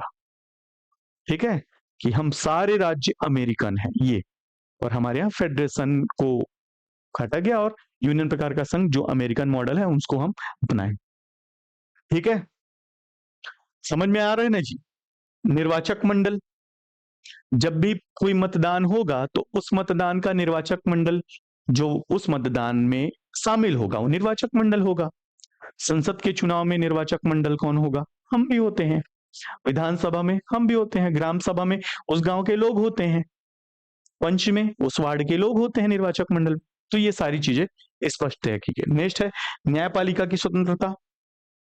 ठीक, राष्ट्रपति का सशस्त्र बल, चूंकि अमेरिका प्रेसिडेंशियल जो मॉडल है वहां लागू है, वहां पर राष्ट्रपति को सारे अधिकार मिले हैं, बट हमने शक्तियों को भी सीमित किया है। राष्ट्रपति को भी इतनी ज्यादा शक्ति नहीं दी गई है कि वो तानाशाह बन जाए। तो हमने उनकी शक्तियों को सीमित कैसे किया है? प्रधानमंत्री को शक्ति देकर। प्रधानमंत्री को सीमित कैसे किया है? लोकसभा में सीमित कर दिया है। ठीक है, तो हम बहुत सारी सीमाओं को तय किए हैं। तो वहां भी ये चीजें हैं, बट वहां पर राष्ट्रपति एक अलग रूप में है, हटाने की प्रक्रिया भी, और कानून के तहत समान संरक्षण। चूंकि संविधान की सर्वोच्चता है तो कानून समान हो गई। समझ में आया? अमेरिका याद होगा, याद होना चाहिए। ठीक है, नेक्स्ट है ब्रिटिश संविधान। ब्रिटिश संविधान से हमने क्या लिया? प्रधानमंत्री का पद, मंत्री परिषद का सामूहिक उत्तरदायित्व, मंत्रिमंडलीय शासन व्यवस्था, संसदीय शासन प्रणाली, विधि का शासन, एकल नागरिकता, रिट जारी करने की शक्ति, अभी हम पढ़े ना रिट, अध्यक्ष की मतलब संस्था और उनकी भूमिका, जो भी आयोग होंगे उनके अध्यक्ष कैसे होंगे, क्या कार्य करेंगे, वो सारी चीजें, और कानून बनाने की प्रक्रिया। हमारा जो कानून बनता है वो 3 चरणों में बनता है। ठीक है, विधेयक से अधिनियम बनना, ये 3 स्टेप में पूरा होता है, वो हम ब्रिटेन से लिए। ठीक है, याद होगा, प्रधानमंत्री का पद, मंत्री परिषद का सामूहिक उत्तरदायित्व, मंत्रिमंडलीय व्यवस्था, संसदीय शासन प्रणाली, विधि का शासन, एकल नागरिकता, रिट, और अध्यक्ष संस्था, और कानून बनाने की प्रक्रिया। इसके लिए भी बताऊं स्टोरी?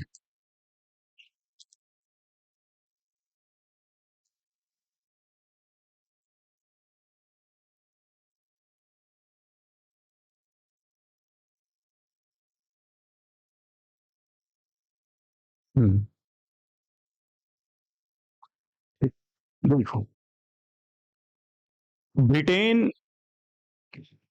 अभी तो इंग्लैंड हो चुका है वो, ब्रिटेन फिर ग्रेट ब्रिटेन हुआ वो, अब वो क्या हो चुका है? इंग्लैंड हो चुका है।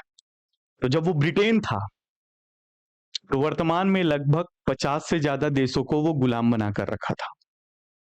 ठीक है, और उन गुलाम देशों को कुछ देश ऐसे थे जिसको गुलाम भी बनाया गया था और उपनिवेश भी बनाया गया था, जहां पर वह अपना शासन व्यवस्था संचालित करता था, व्यापारिक गतिविधियों का संचालन करता था।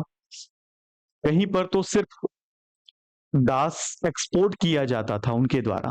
यदि कोई काम करवाना है तो फिर दास लाए जाते थे। जैसे अफ्रीका महाद्वीप में तो लगभग उनका पूरा तानाशाही चलता था। वहां से वो काम करवाने के लिए जितने भी दास थे उसको कहाँ लाए? भारत लाके बसा दिए। वहां के जी अफ्रीकन वालों को उनके द्वारा लाए गए, क्योंकि वो जब व्यापारी थे तो जब भारत में आए तो भारत के लोग एकदम दास नहीं बन गए, वो वहां से दासों को लाया गया। ठीक है, और वो यहाँ का काम करवाते थे, व्यापार करवाते थे, माल ढोने के लिए बोलते थे, उनका बहुत बदतर सुलूक किया जाता था। फिर उनको यहीं बसा दिया गया। कहाँ? भारत में। तो एक प्रकार से उनका उस समय पूरी तरह शासन चल रहा था, और ब्रिटेन से लड़ने के लिए उस समय कोई दूसरा देश नहीं था जो उस ताकत का मुकाबला कर सके।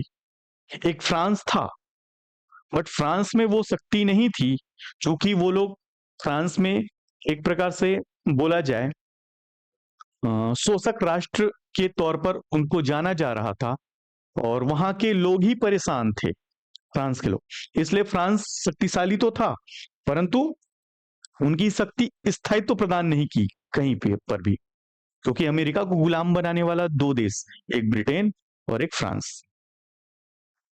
ठीक है। बाकी ब्रिटेन का बहुत ज्यादा रुतबा चलता था, उस समय उसके समान कोई नहीं था। तो संस्कृत में एक श्लोक है, जिसके समान कोई ना हो उसको कहा जाता है क्रमम संवि एकलम। क्रमम संवि एकलम मतलब वो ऐसा है जिसके समान कोई नहीं है, वही सर्वोच्च है। तो प्र से है प्रधानमंत्री का पद, म से है मंत्रिमंडलीय शासन व्यवस्था, म से है मंत्री परिषद, स से है संसदीय व्यवस्था, वी से है विधि का शासन, और एकलम से है एकल नागरिकता। ठीक है। तो प्रधानमंत्री का पद, म से मंत्री परिषद का सामूहिक उत्तरदायित्व, मंत्रिमंडलीय व्यवस्था आप ऊपर नीचे आप जैसे भी करें। नेक्स्ट है संसदीय शासन प्रणाली, विधि का शासन, एकल नागरिकता।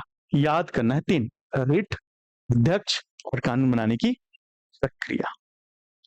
ठीक। नेक्स्ट है कनाडा।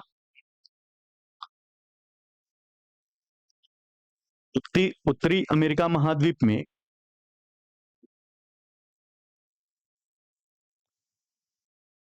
3 बड़े बड़े देश हैं। एक है सबसे ऊपर मैक्सिको, बीच में आप पढ़ते हैं अमेरिका, और उसके नीचे कनाडा। पढ़े कि नहीं पढ़े कि ऊपर में है जी? अमेरिका और कनाडा का वो लगता है सीमा, मेरे को याद नहीं आ रहा है कहाँ है। अच्छा, हाँ हाँ हाँ, ऊपर है कनाडा, नीचे मैक्सिको। मैं उल्टा बता दी, ठीक है। ठीक। देखो यार सामने में रखा है। ठीक। तो कनाडा, भारत में जितने भी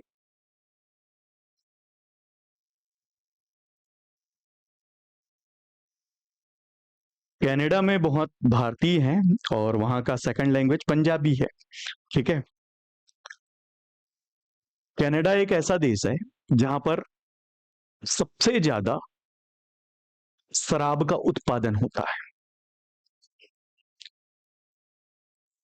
शराब अत्यधिक मात्रा में उत्पादित होते हैं, और कनाडा ही एक ऐसा देश है जो सबसे ज्यादा शराब बेचता है पूरे विश्व को। ठीक है। उस स्थिति में अगर हम देखें तो अच्छी क्वालिटी का जो होता है शराब, अब आप शराब को अन्यथा नहीं लेंगे, क्योंकि मेरे को पढ़ाना है इसलिए मैं बता रहा हूँ है जी। तो और क्या लूं, क्योंकि स्टोरी क्रिएट करना है ना मेरे को, तो इसलिए। और सबसे अच्छी क्वालिटी का जो शराब सबसे ज्यादा प्रोडक्शन होता है वो है यूरोपीय देश, जहां पर ये फ्रांस भी आता है, और जर्मनी हो गया, इटली हो गया, स्पेन हो गया। ये जितने भी विकसित आप देश जानते हैं वहां पर अच्छी क्वालिटी का मिलता है, और सबसे ज्यादा उत्पादन यहाँ होता है। जाहिर सी बात है, जहां ज्यादा उत्पादन वहां क्वालिटी नहीं हो सकती। और भारत सबसे ज्यादा एक्सपोर्ट जो करवाता है वो है कनाडा से। तो जितने भी लोकल जो मिलते हैं शराब, वो सब भारत कनाडा से खरीदता है, वहां का फॉर्मूला है। तो वहां से भारत लिया है शराब। ठीक है। पहले ये लिख लेता हूं, नहीं तो फिर आप समझ नहीं पाओगे। शराब, इसको मैं लिख सकता हूं स रा। ठीक। तभी तो याद होगा जी, नहीं फिर कैसे याद होगा। तो स से लिए हैं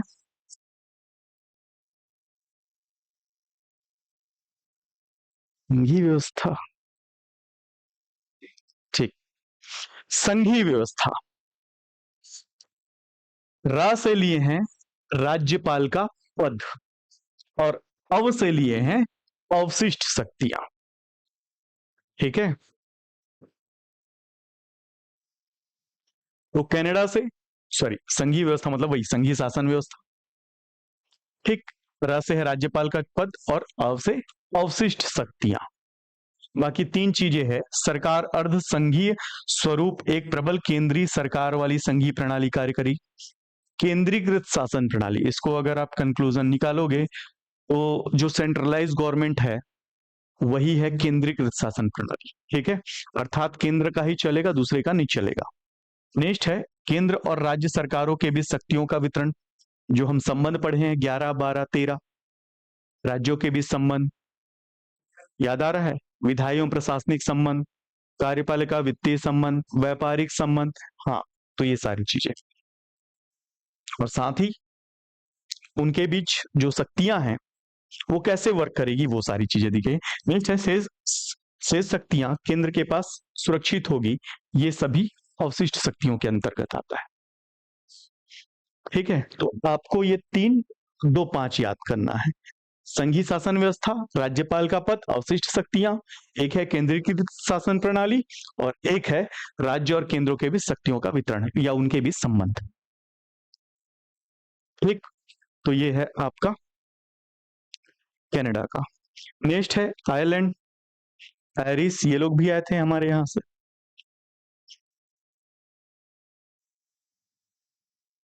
इसका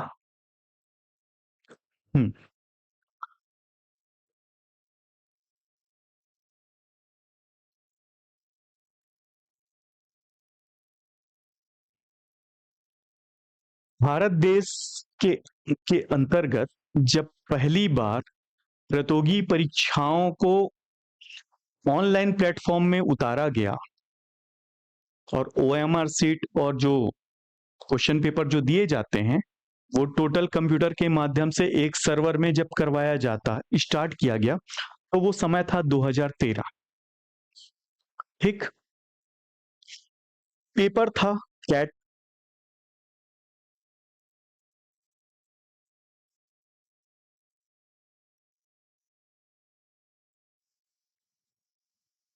सेट नहीं, कैट है, कैट, कैट होता है ना एमबीए लोगों का, हाँ, एमबीए करते हैं उसी का होता है ना। हाँ, मैं वही सुना हूँ, एमबीए जिनका प्रवेश होता है कैट करते हैं कि और कुछ करते हैं, कैट ही है ना। ठीक, वो अपन नहीं किए ना यार एमबीए, तो पता नहीं इतना जो आ रहा है। तो वो जो पेपर पहली बार हुआ था और एक्सपेरिमेंट हो रहा था होना है करके, बाद में पता चलता है पेपर होने के बाद कि वो जो पेपर था उसको लीक कर दिया गया। अभी जैसे नीट हो रहा है उस टाइम भी हुआ था, तो पता चला कि इसको हैक कैसे किया गया, तो उसका आईपी एड्रेस सारी चीजें जांची गई, तो आईपी एड्रेस से पता चला कि ये जो जहां से इसको हैक किया गया जिस वायरस के थ्रू, वो था आयरलैंड से। तो यहाँ के जो जो इन्वेस्टिगेशन ऑफिसर थे उस वायरस का नाम रखते हैं नीमड़ा, कीड़े से संबंधित है। सुने कि नहीं सुने नीमड़ा? नहीं जानते, नहीं देखे हैं? अरे मही कीरा जी, अरे यार, हाँ, आओ मही कीरा।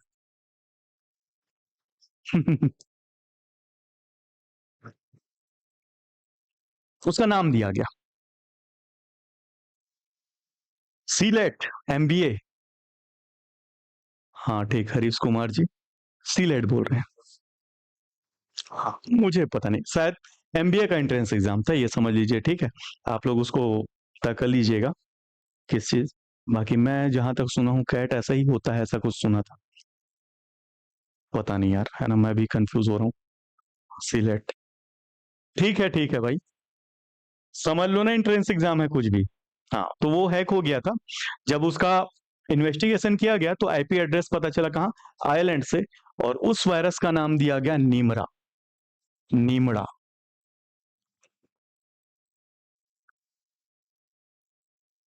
नीमड़ा। ठीक, इसको मैं लिख सकता हूं नी म रा।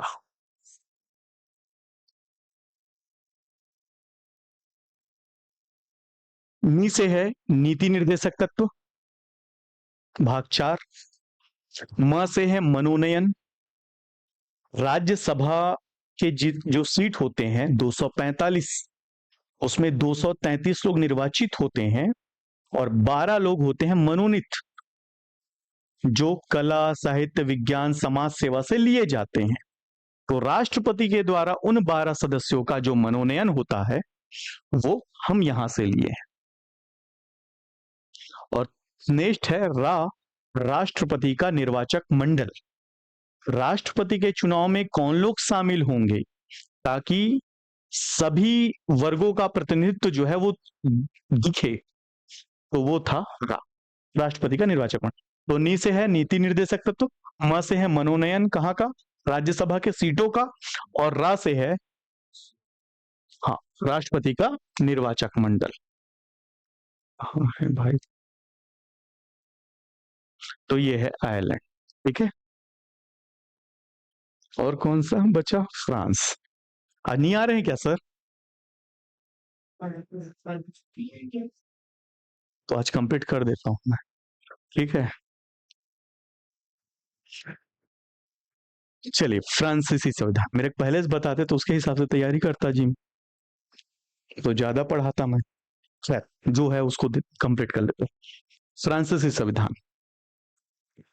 तो फ्रांसीसी से क्या हुआ, फ्रांस जब शोषक राष्ट्र के तौर पर जाना जाता था तो उस समय वहां के शासक थे लुई 16। लुई वहां के राजा था, जो शोषककारी राजा के तौर पर जाना जाता था, वहां की जनता को काफी ज्यादा शोषण करता था और बाकी देशों को गुलाम बनाने का प्रयास करता था। भारत में फ्रांसीसी भी आए थे ना हमारे यहाँ। ठीक, तो लुई 16 एक ऐसा शासक था जो बहुत ज्यादा शोषक राजा के तौर पर जाना जाता था, इसलिए उनके शासनकाल के दौरान फ्रांस में क्रांति हुई। ठीक, और क्रांति करने वाला एक लीडर था जिसका नाम था रूसो। तो रूस की क्रांति का रूसो नहीं है। ठीक है, फ्रांस की क्रांति का एक लीडर है जिसका नाम क्या है, रूसो। उनके द्वारा जब देखा गया कि अमेरिका स्वतंत्र हो चुका है, मतलब ब्रिटेन स्वतंत्र हो चुका है, वहां पर लोकतंत्र आ गया, अमेरिका स्वतंत्र हो चुका, वहां पर लोकतंत्र आ गया, तो फ्रांस में क्यों ना हो। तो रूसो जो है उस फ्रांस के क्रांति का नेतृत्व करता है और लोगों को जाके जागरूक करता है कि जब आपको आजादी मिलेगी तो आपको बहुत सारे अधिकार जो है प्राप्त होंगे। और रूसो के द्वारा नारा दिया गया था स्वतंत्रता, समानता, बंधुता। स्वतंत्रता, हमको स्वतंत्र चाहिए, स्वतंत्रता चाहिए। समानता, यहां कोई भी ऊपर ऊंचा नीचा नहीं होगा, सब लोग समान होंगे। और बंधुता, हम आपस में एकजुट रहेंगे। और ये नारे का असर ऐसा हुआ कि फ्रांस के सारे लोग रूसों के नेतृत्व में एक क्रांति की शुरुआत करते हैं और वही क्रांति कहलाती है फ्रांस की क्रांति। और फ्रांस की क्रांति इतनी ज्यादा बेहतर होती है कि उनके का मतलब रूसों के नेतृत्व में ही फ्रांस को आजादी मिलती है और फ्रांस में नया संविधान लागू होता है जो स्वतंत्रता, समानता, बंधुता पर आधारित है। इसलिए हम वहीं से लिए हैं स्वतंत्रता, समानता और बंधुता। और एक चीज और लिए हैं, गणतंत्रता। जो गणतंत्र है वह, लोकतंत्र अलग होता है, गणतंत्र अलग होता है ना। लोकतंत्र का मतलब जनता का शासन और गणतंत्र का मतलब, वाह, अरे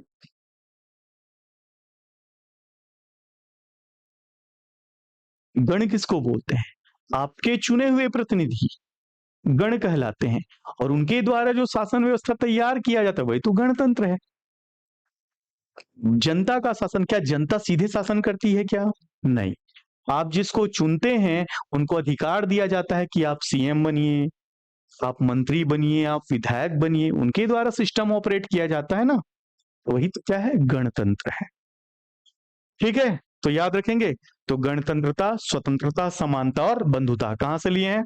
फ्रांस से लिए हैं।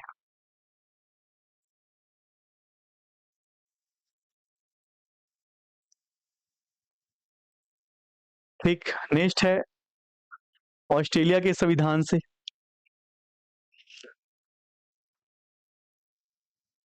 देश के भीतर राज्यों के बीच व्यापार वाणिज्य की स्वतंत्रता। राज्यों को यह अधिकार होगा कि वह अपना जो भी प्रोडक्शन है उसकी सप्लाई वो किसी भी राज्यों के साथ कर सकती है। मॉनिटरिंग की भूमिका में केंद्र होगा।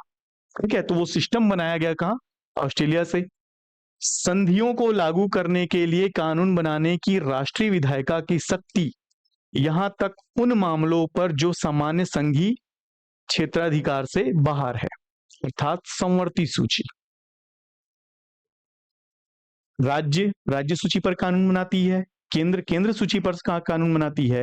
बाकी कुछ ऐसे मामले हैं जो दोनों मिलकर बनाते हैं, वो समवर्ती सूची कहलाते हैं, परंतु केंद्र का कानून लागू होता है। परंतु इसमें कुछ भी नहीं है, उन मामलों पर केंद्र कानून बनाएगी। ये भी हम कहां से लिए हैं? ऑस्ट्रेलिया से लिए हैं। रूस से क्या क्या लिए हैं? 15 है, क्योंकि मौलिक अधिकार हम कहां से लिए थे? अमेरिका से। तो कुछ तो मौलिक लेना था, तो मौलिक कर्तव्य हम कहां से लिए हैं? रूस से लिए हैं। समझ में आया? मौलिक अधिकार अमेरिका से, और दोस्ती निभाने के लिए मौलिक कर्तव्य हम कहां से लिए हैं? रूस से लिए हैं।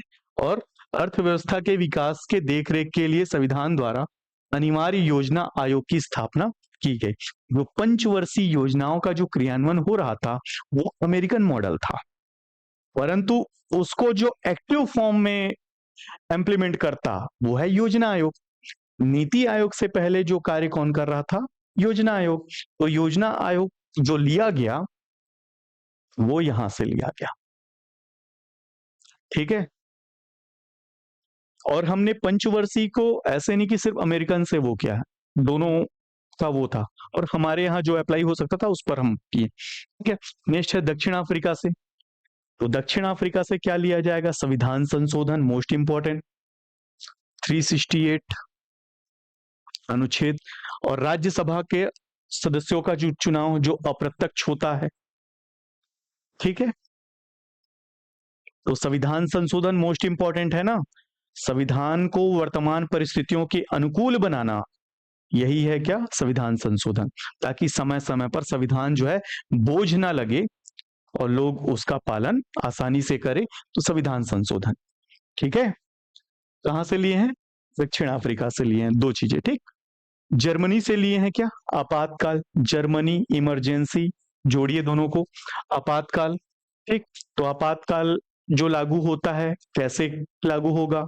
हमारे यहाँ 3 आपातकाल है, 3 आपातकाल में 2 आपातकाल वहीं से लागू किया गया, वित्तीय आपातकाल अलग जगह से लिया गया। ठीक, और उस आपातकाल के दौरान जो मौलिक अधिकारों का जो निलंबन होता है वो कैसे होता है? ये सारा चीज कहां से लिया गया? जर्मनी से। जापान से लिया गया है विधि द्वारा स्थापित प्रक्रिया, और भारत सरकार अधिनियम 1935 से लिया गया संघीय योजना, आपातकालीन प्रावधान, कौन शक्तियों का क्या करेगा, क्रियान्वयन करेगा, किसकी शक्ति नष्ट हो जाएगी, किसको शक्ति मिल जाएगी, ये सारा चीज। लोक सेवा आयोग, राज्यपाल का कार्यकाल, न्यायतंत्र, प्रशासनिक विवरण, बहुत सारा है, इसको पढ़ेंगे ना जब मैं आपको अधिनियम का विकास बताऊंगा, तो फिर ये फिर से पढ़ेंगे, तो इस पर ज्यादा नजर ना। तो ये सारा चीज जो है वो क्या है? भारतीय संविधान के स्रोत हैं जो अन्य देशों से लिए गए हैं। और सीधे क्वेश्चन आते हैं, इसलिए अच्छे से दिमाग में बैठाइएगा। चलिए, प्रस्तावना। इन चीजों को मेरे को पहले पढ़ाना था, बाकी मेरे को नहीं लगा।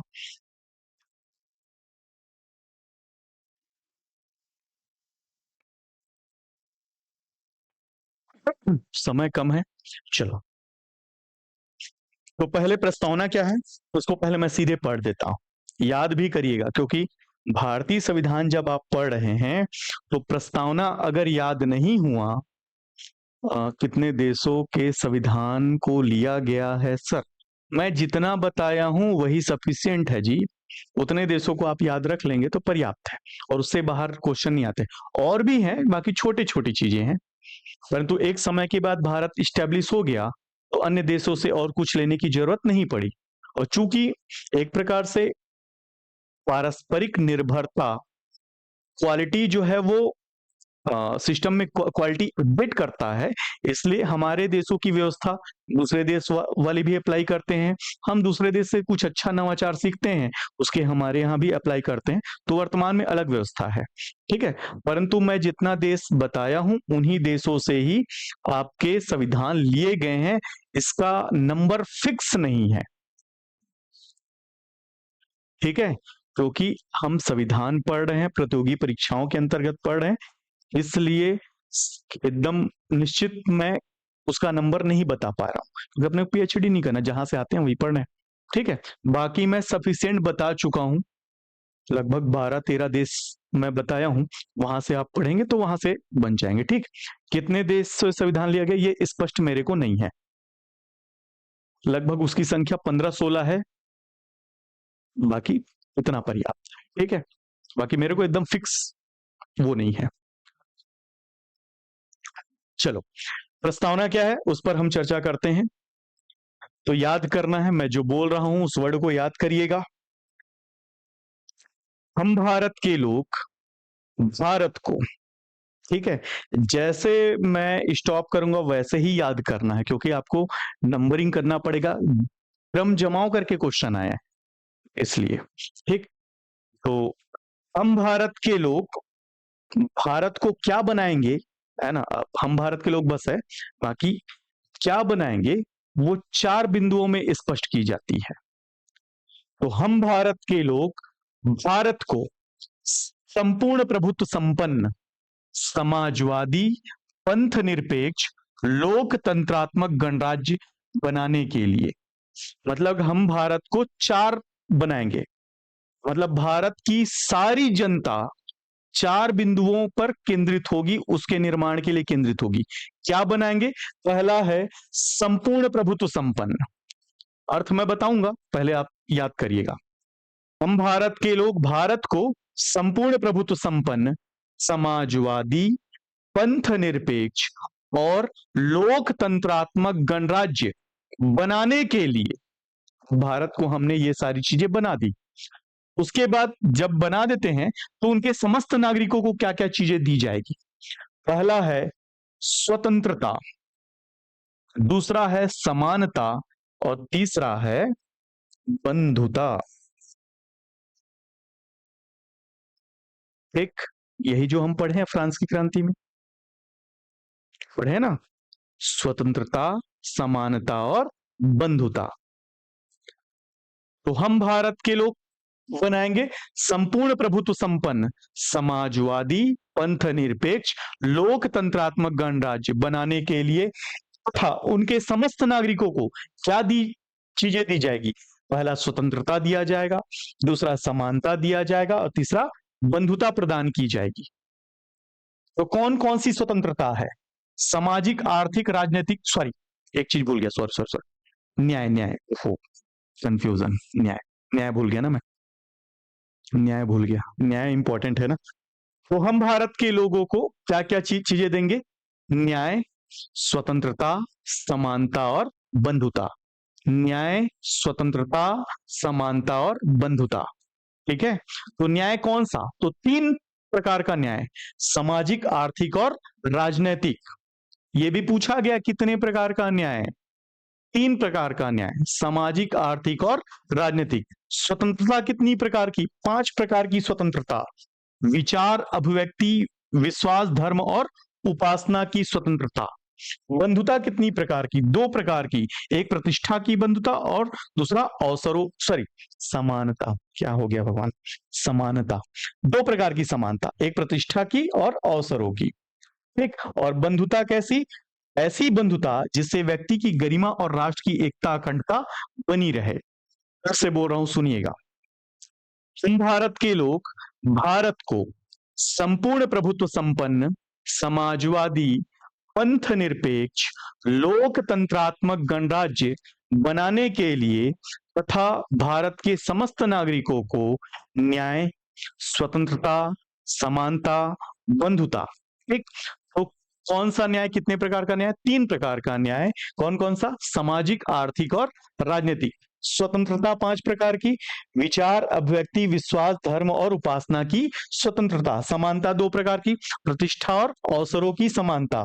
साथ ही बंधुता, उन सब में व्यक्ति की गरिमा और राष्ट्र की एकता, अखंडता सुनिश्चित करने वाली बंधुता। समझ में आया? न्याय, स्वतंत्रता, समानता, बंधुता, ठीक। और लास्ट का ये है कि बंधुता बढ़ाने के लिए आज की तारीख 26 नवंबर 1949, मिति मार्गशीर्ष शुक्ल सप्तमी, विक्रम संवत 2026 को एतद द्वारा संविधान को अंगीकृत, अधिनियमित और आत्मर्पित करते हैं। एक बार मैं पूरा प्रस्तावना पढ़ रहा हूं, याद करिएगा इन चीजों को, ठीक है। हम भारत के लोग भारत को संपूर्ण प्रभुत्व संपन्न, समाजवादी, पंथ निरपेक्ष, लोकतंत्रात्मक गणराज्य बनाने के लिए तथा उनके समस्त नागरिकों को सामाजिक, आर्थिक, राजनीतिक न्याय, विचार, अभिव्यक्ति, विश्वास, धर्म और उपासना की स्वतंत्रता, प्रतिष्ठा और अवसरों की समानता प्राप्त करने के लिए एवं उन सब में व्यक्ति की गरिमा और राष्ट्र की एकता, अखंडता और अखंडता सुनिश्चित करने वाली बंधुता बढ़ाने के लिए आज की तारीख या संविधान सभा के द्वारा आज की तारीख 26 नवंबर 1949, मिति मार्गशीर्ष शुक्ल सप्तमी, विक्रम संवत 2006 एतद द्वारा इस संविधान को अंगीकृत, अधिनियमित और आत्मर्पित करते हैं। ये आपको याद करना ही पड़ेगा, ठीक है। तो भारत के सभी नागरिक मिलकर 4 चीजें बनाएंगे: संपूर्ण प्रभुत्व संपन्न, समाजवादी, पंथ निरपेक्ष और लोकतंत्रात्मक गणराज्य। फिर वहां बनाने के बाद नागरिकों को, चूंकि भारत देश स्वतंत्र हुआ, तो नागरिकों को क्या क्या चीजें दी जाएगी? 4 चीजें दी जाती। इसमें भी सबसे पहले न्याय, दूसरा स्वतंत्रता, तीसरा समानता और चौथा बंधुता, ठीक है। समझ में आया? ये क्रम जमाव करके आया हुआ है। और ये पूछा गया है ना, कितने प्रकार का न्याय? 3, सामाजिक, आर्थिक, राजनीतिक। एक स्वतंत्रता कितने प्रकार का? 5, विचार, अभिव्यक्ति, विश्वास, धर्म और उपासना, ठीक है। न्याय वही है, ठीक। फिर उसके बाद बंधुता कितने प्रकार का? एक है व्यक्ति की गरिमा बनी रहे, दूसरा राष्ट्र की एकता और अखंडता सुनिश्चित हो। ये क्वेश्चन सीधे सीधे पूछा जाता है और याद रखेंगे वही 26 नवंबर 1949 संविधान दिवस, शुक्ल सप्तमी, शुक्ल पक्ष का 7वां मतलब 7वां दिन था। विक्रम संवत 2006 चल रहा था। उसी दिन क्या किया गया? संविधान सभा के द्वारा भारत के लोगों को ये प्रस्तावना दिया गया, ठीक है। ऋतु का नाम है।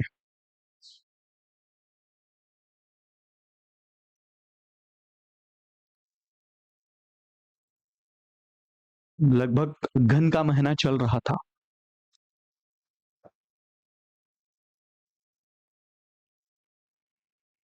ठीक है, ये है प्रस्तावना। इसमें कोई कंफ्यूजन? क्योंकि मैं सभी शब्दों को बताऊंगा। आज की क्लास समाप्त करें, है ना? ज्यादा हो जाएगा नहीं तो।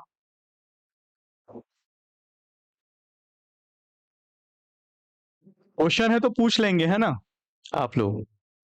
हरीश कुमार, भूपेश्वर सोनवानी, दिव्या चौहान और कौन कौन है भाई? मेरे को नहीं दिख रहा है ना। ये आप लोग कमेंट किए हैं तो दिख रहा है। आप लोग को कोई क्वेश्चन होगा तो पूछिएगा।